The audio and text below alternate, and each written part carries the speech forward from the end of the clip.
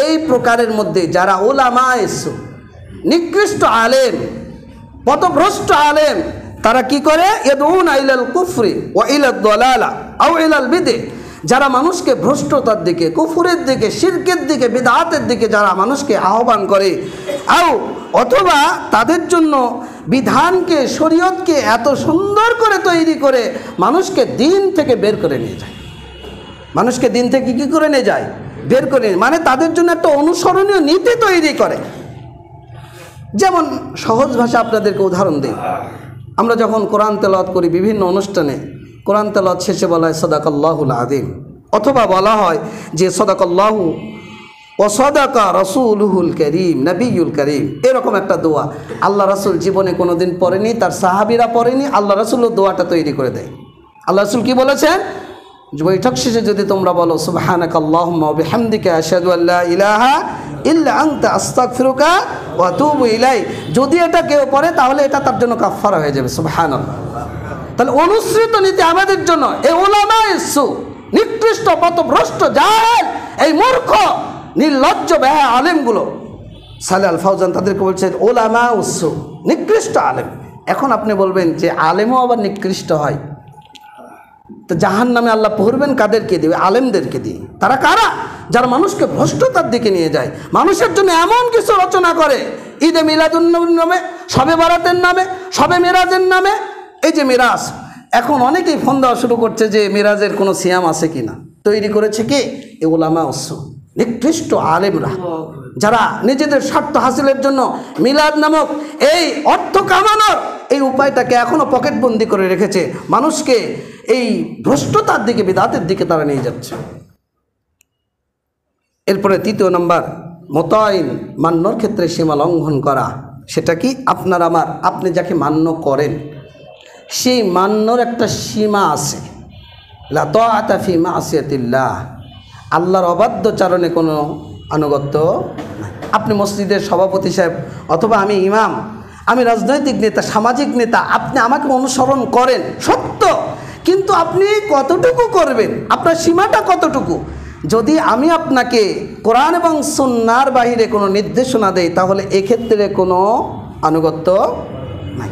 কিন্তু আপনি যদি করেন তাহলে আপনি অনুসরণের ক্ষেত্রে যে ব্যক্তিকে আপনি অনুসরণ করছেন, এই অনুসরণ যতটুকু করা দরকার ছিল আপনি সেটুকু না করে আপনি তার সীমাটা অতিক্রম করে আপনি মান্যের ক্ষেত্রে কি করছেন? তাগুদে লিপ্ত হচ্ছেন। সালেহ আল ফাওজান হাফিজাহুল্লাহ তিনি বলছেন হাযা ইদখালু ফিল হুকাম ওয়াল উমারা ওয়াল খারিজুন আন তাআতিল্লাহ আল্লাযীনা ইউহাররিমুনা মা আহাল্লাল্লাহ ওয়া ইউহিল্লুনা মা হারামাল্লাহ। এরা কারা?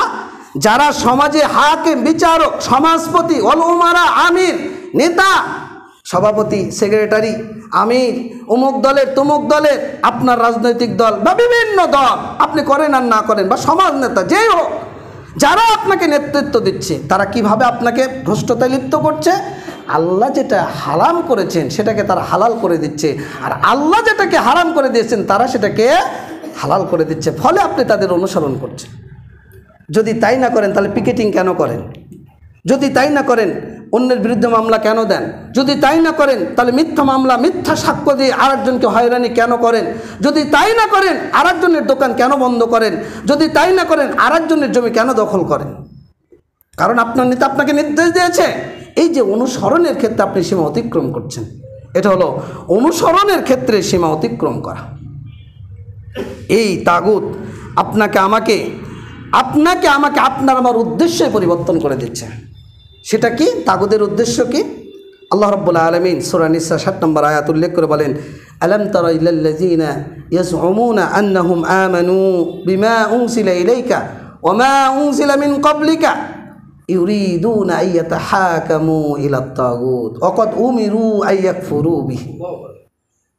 আল্লাহ রাব্বুল আলামিন বলছেন আলাম তারা ইলাল্লাযীনা ইয়াজউমুনা আন্নাহুম আমানু বিমা উনজিলা ইলাইকা, আপনি কি লক্ষ্য করেন না তাদের দিকে যারা ধারণা করে, দাবি করে যে আমরা ঈমানদার?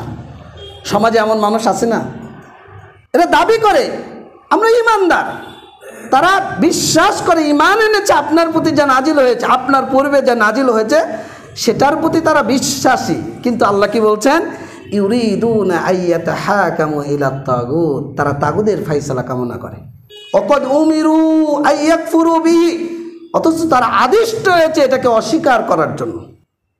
তাগুতকে অস্বীকার করার জন্য আল্লাহর পক্ষ থেকে আমরা আদিষ্ট হয়েছি যে আপনাকে আমাকে তাগুতকে অস্বীকার করতে হবে, এটা আল্লাহ আদেশ করেছেন।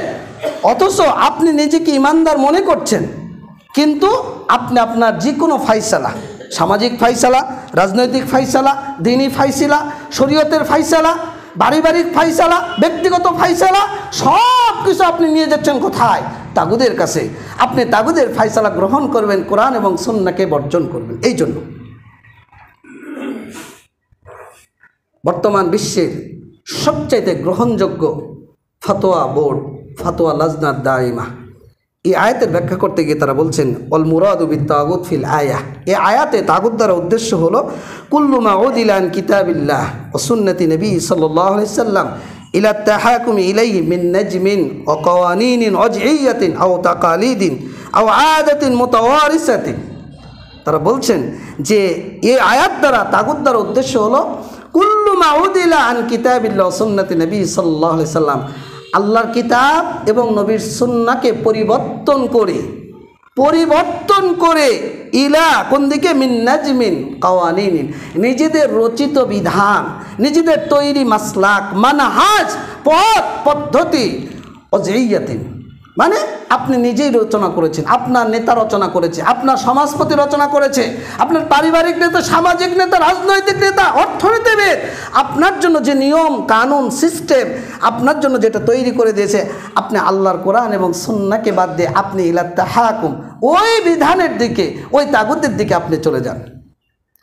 আপনার সমাজে যে তাকলিদটা রয়েছে, অন্ধ অনুকরণ, দ্বীনের নামে, শরীয়তের নামে, মাযহাবি গোলামীর নামে যে দ্বীনি ব্যবস্থা চালু রয়েছে, আপনি কোরআন এবং সুন্নাহকে বাদ দিয়ে আপনি ওই ফয়সালাটাই কামনা করেন। তাগুত দ্বারা এটাই উদ্দেশ্য। বাংলাদেশের অধিকাংশ